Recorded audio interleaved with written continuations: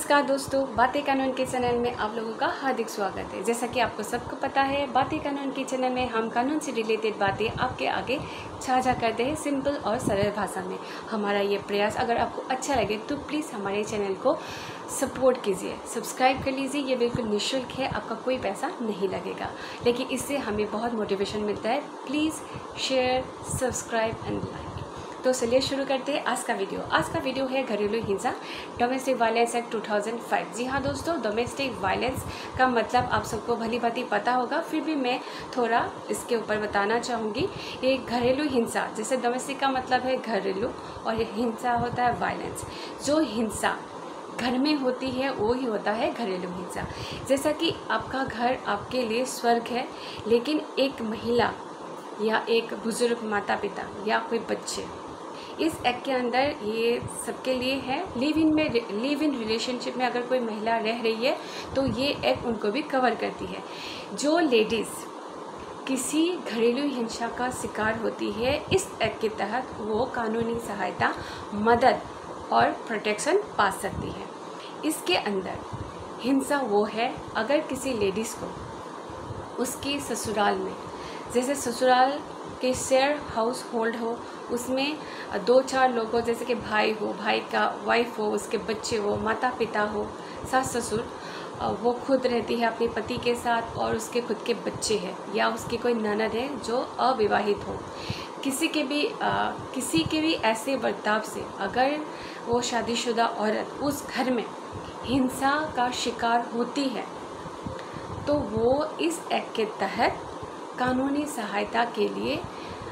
यहाँ पे जगह लिखा है कहाँ वो जा सकते हैं, मैं विस्तार में डिटेल में बताऊंगी। जैसे कि अगर आपके साथ घरेलू हिंसा हो रही है तो आप पहले कहाँ क्या शिकायत दर्ज करा सकते हैं। पहले तो आप प्रोटेक्शन ऑफिसर के पास जा सकते हैं, तो हर ज़िले में होता है, या तो किसी एनजीओ के थ्रू, जो एनजीओ लेडीज़ की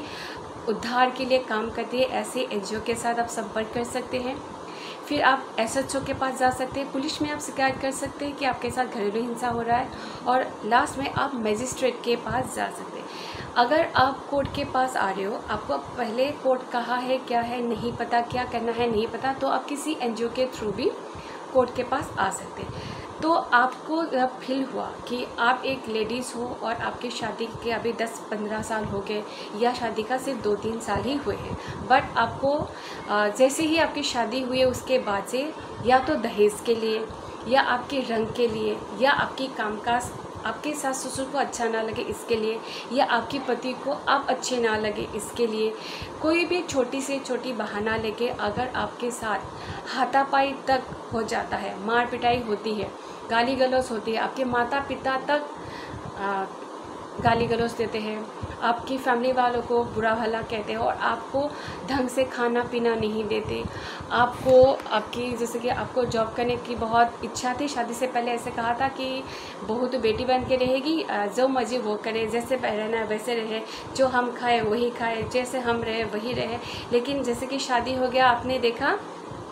कि पहले तो नई नई दुल्हन ये कह के आपको बहला फुसला के रख लिए, फिर जैसे आपके बच्चे हो गए, फिर आप बच्चे में फंस गए, और आप जब अभी आपका 1.5-2 साल हो गया शादी का, अब आपको जॉब करने का मन कर रहा है, लेकिन घर वाले आपको जॉब करने नहीं दे रहे, आपकी इच्छा के विरुद्ध, मतलब आप जो काम नहीं करना चाहते हो वो आपको करने देते हैं। जैसे कि आप घर में ही रहो,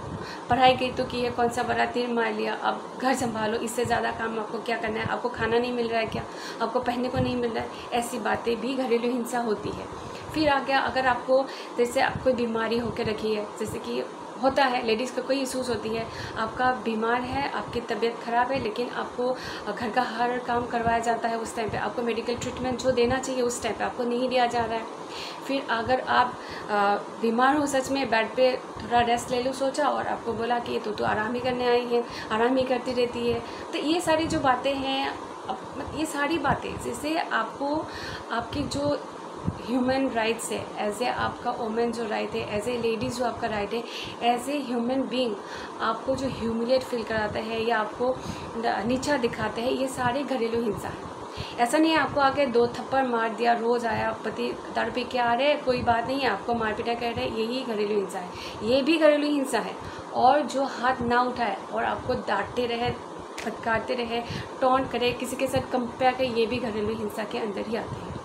अगर ये सारे मतलब प्रॉब्लम्स आप फेस कर रहे हो और काफ़ी सालों से फेस कर रहे हो, कभी कभी आपको कंपैरिजन विद किड्स होता है, जिसके आपके बड़े भाई के पास भी बच्चे हैं और आपके पास भी बच्चे हैं, उनके बच्चे आपके बच्चे से ज़्यादा अच्छे दिखते हैं, उसके लिए अगर आपको सुनाया जाए देख इसके बच्चे कितने अच्छे, तेरे तो बच्चे बस तेरी तरह ही है, ये भी घरेलू हिंसा है। फिर आ गया आपके बच्चे पढ़ाई में कमज़ोर है, बस खेलते खेलते रहो, इसके लिए भी अगर आपको ही सुनाया जाए कि तूने तो आपके बच्चे को पढ़ाना भी नहीं आता,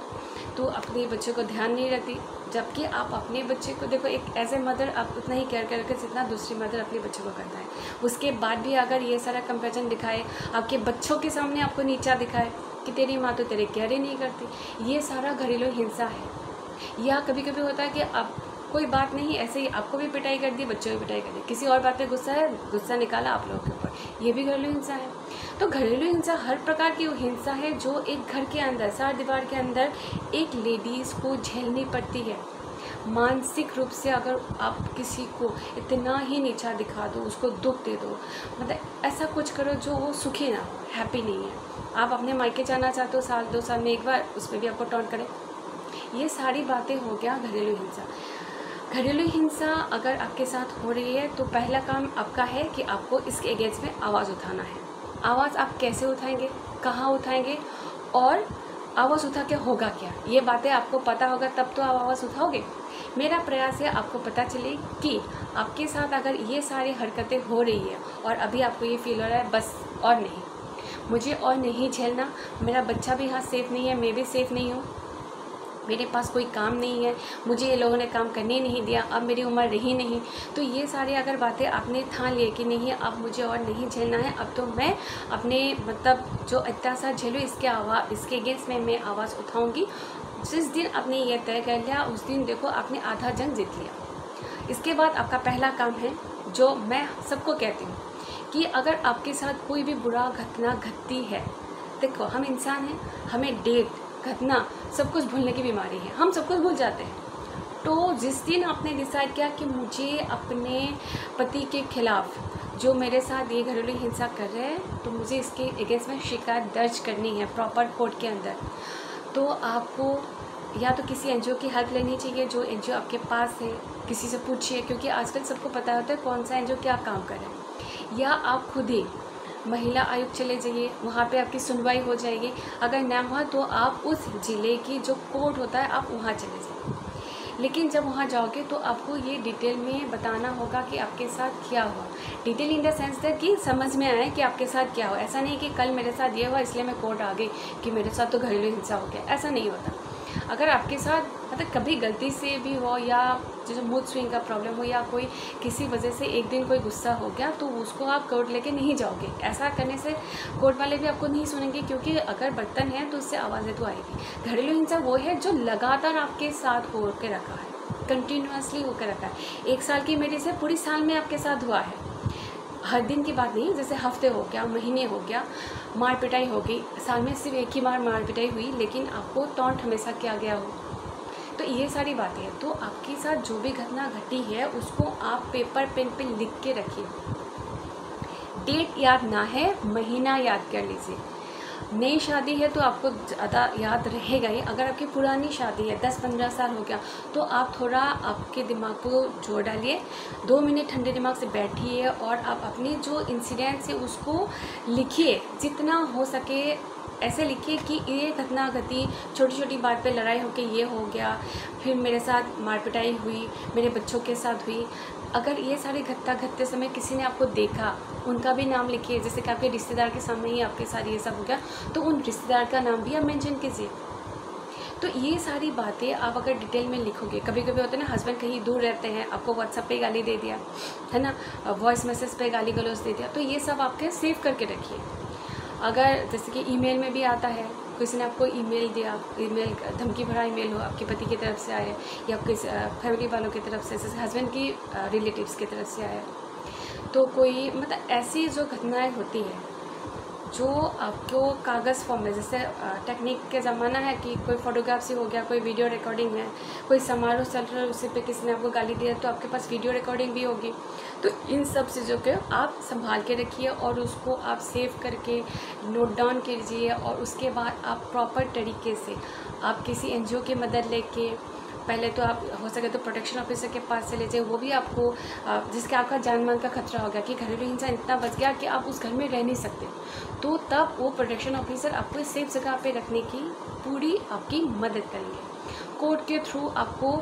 जैसे कि घर में रहना है या कहीं और रहना है, उस घर का खर्चा, किराया, आपके खाने पीने की, आपके बच्चे के खाने पीने की, उसकी स्कूलिंग की, बीमार होने पे उसका खर्चा, सब कुछ ये कोर्ट के थ्रू सारा ऑर्डर आपको मिल सकता है। लेकिन उससे पहले आपको आपके साथ जो घटना घटी है उसका आवाज़ आपको खुद से उठाना है। पहला जंग आपको अपने आप से जंग जीतना है कि नहीं, अब और नहीं बर्दाश्त करना, मुझे अपने लिए अभी आवाज़ उठानी है, अपने बच्चों के लिए करनी है। तो इस एक्ट के अंदर आपको रहना, आपको किराए के मकान में रखे या उसी घर में प्रोटेक्शन के साथ रखे, या उस घर में जिस बंदे से आपको खतरा है उसी को उस घर में से आने से रोके, ऐसा भी ऑर्डर कोर्ट कर सकते हैं। तो ये सारी जो जानकारियाँ हैं वो मैंने बहुत सिंपल से तरीके से आपके सामने रखने की कोशिश की। अगर मेरी ये कोशिश आपको अच्छी लगी तो प्लीज़ सब्सक्राइब माई चैनल, ये निःशुल्क है, आप प्लीज़ सब्सक्राइब कीजिए, लाइक कीजिए and share my video. Thank you.